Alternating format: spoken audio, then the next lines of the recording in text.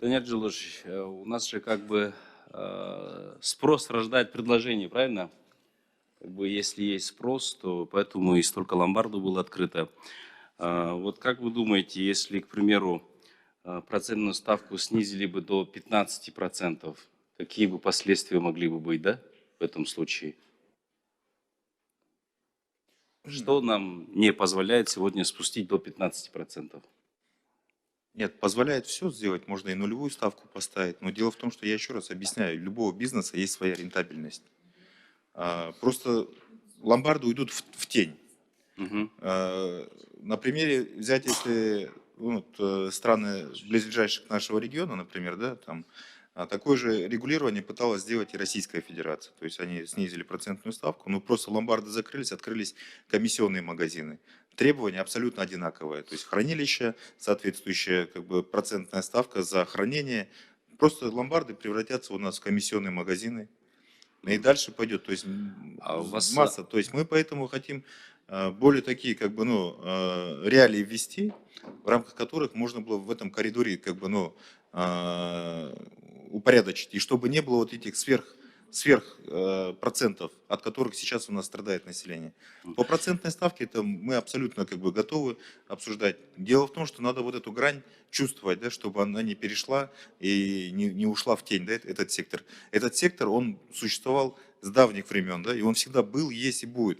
Вопрос в том, в какой форме он будет, это уже как бы вопрос вот зависит от этого законопроекта. Даниил Жолович, а есть ли анализ, да, на сегодняшний день, какие были ставки, например, там 10 лет назад, сколько ломбардов было и потребность, и сегодня насколько увеличилась, и ставки насколько увеличились?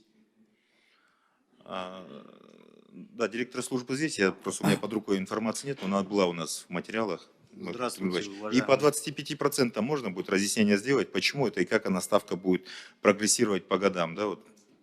Что вот мы обсуждаем. Карим Лебзарович, в принципе, процентная ставка ломбардов, оно, в принципе, по историческим цифрам, была немного ниже, чем те критические ставки, которые здесь в стенах парламента тоже звучали. Это 300%, 400%. Критики много было. Если помните, было еще заседание фракции Атаджурт, и фракция Атаджурт первая поднимала этот вопрос именно на таком уровне. И тогда вот фракции тоже были даны рекомендации, мы тогда эти исторические цифры тоже озвучивали. Вот. Ломбардов было меньше. Основная их часть вот, образовалась, когда ломбарды остались без регулирующего органа. Да, там, буквально с 12 по 16 год, по-моему, они остались в свободном плавании.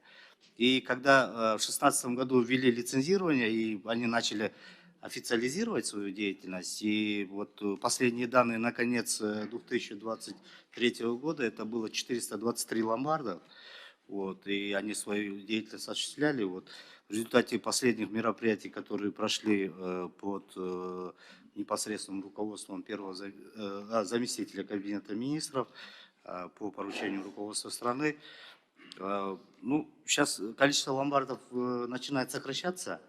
Вот, начинает сокращаться, они чувствуют, что в пределах того коридора, который был установлен, вот, как говорится, в законе об ограничении ростовщической деятельности, это примерно сейчас 32,23. Вот, некоторые чувствуют, что они не могут работать уже в этом коридоре и закрываются. В принципе, наша политика и направлена на то, чтобы их укрупнить и усилить регулирование, и, как министр сказал, дать тот коридор, который благоприятен. Но они, к сожалению, с точки зрения закона ЛРС и закона о нормативных правовых актов, это тоже субъекты предпринимательства.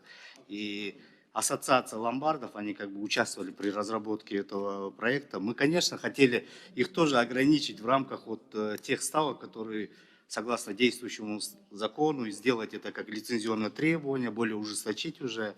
Вот. И, в общем-то, получилось вот то, до чего мы договорились. Это минимальная ставка, при которой они готовы вот открыто, прозрачно работать по любым требованиям. Рахмат, Марат Тугибович, за развернутый ответ. Даниил Джилович, а вот какая польза от ломбардов, да, какую они прибыль приносят для государства сегодня? Какой налог собирается в общем? Марат Гульбаевич.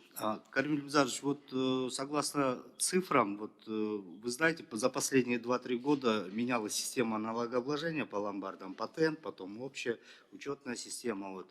Последние 3 года цифры, значит. В 2021 году поступления составляли в бюджет от ломбардных субъектов 38,5 миллионов сомов. В 2022 году эта цифра была гораздо ниже, 25,5 миллионов сомов. И по итогам 2023 года эта цифра более 70 миллионов сомов. Все равно возросла, да, получается? Ну, как бы восстановили налоговую учетную систему, и она обратно пришла. Уже Эгер Азур ушел То есть мыйзам с изменением учетной политики, какой да? анализ, да? Тобы керечилиги кандай экен? Бұл мыйзам, егерде қаулы алына тұрған болса, с теми мерами, которые мы продолжаем делать, мы постепенно увеличиваем регулятивные требования к субъектам ломбардной деятельности. Мы полагаем, что их численность значительно упадет. Ожидаем цифру где-то 50% численно они уменьшатся путем, может быть, объединения ломбардов или закрытия, просто закрытия.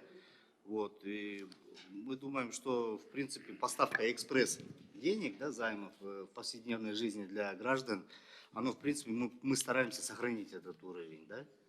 Объем денег, он тот же останется. По налогам, возможно, если более такие уже прозрачные правила, уже установленные, понятные вещи будут, надеюсь, что будет увеличиваться. В принципе, вот что цели Кабмина, цели моих коллег, депутатов Джуркенеша, у всех едины для того, чтобы облегчить жизнь, да, простым гражданам, чтобы не страдали из-за того, что кому-то срочно нужны были деньги, они получили, а потом из-за этого теряют имущество, да, целое, из-за копеек. Я думаю, что... Карим Ильич, можно я добавлю о целях вообще законопроекта? То есть сейчас коридора по уставкам нет. Сейчас мы хотим ввести коридор, чтобы выше которого не было, да? То есть это говорит о том, что, как я в своем докладе говорил, что зачастую заемщики не особо интересуются процентной ставкой. Они видят, что готовы выдать деньги под залог какого-то предмета или имущества в день столько-то. Но на самом деле, какая конечная итоговая процентная ставка, никто не говорит, что там в день по 2 сома, в день по 3 сома, там, на сом там, или сом к сому 10 тынов. То есть кажется, что дешево, если день на день. Но когда это считает на год, то растет геометрическая прогрессия, да, то есть нет ограничения. Поэтому ограничение нужно поставить, выше которой, то есть даже если заемщик не может вернуть эти средства, да, выше этой позиции не будет расти. Это первое. Второе, о ломбардах говорилось о том, что там некоторые наши граждане ставят в залог свои дома, имущество и лишаются домов. То есть это к ломбардной деятельности не относится. Во-первых, в соответствии с законом о ломбардах, имущество не может быть залогом, обеспечением. Да, недвижимое имущество. То есть залог обеспечен ровно на ту сумму, на которую он выдан. И по истечении, например, если он не вернул, все, к заемщику никаких вопросов нет, он ответил своим имуществом. Поэтому особенности в этом. Единственное, сейчас цель этого законопроекта установить коридор, выше которого не должны быть. Ну и в судебной практике, чтобы какую процентную ставку или какие проценты брать к вычету, да, к взысканию с заемщика. Потому что заемщик не может же быть безответственным, взяв деньги и не вернуть. Соответственно, этот коридор тоже должен быть. Поэтому мы за то, чтобы еще и была ответственность непосредственных заемщиков.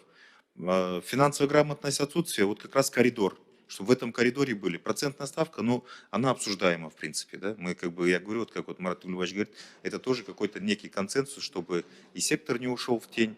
И это возможность доступа к оборотным средствам, которые очень сложно получить, например, в банковском секторе. То есть есть определенные условия, по которым банковский сектор кредитует. А эти процедуры, они Данил Жулович, этот коридор, он никогда не был, да, получается, никогда не существовал? Его не было, да, до этого не было. Уважаемые коллеги, я думаю, что все согласятся с тем, что одно радует, да, что сегодня и правительство, и наши некоторые депутаты, которые поднимали активно этот вопрос, начали думать о простых гражданах, да, которые вот страдали от этих ломбардов. Это действительно радует.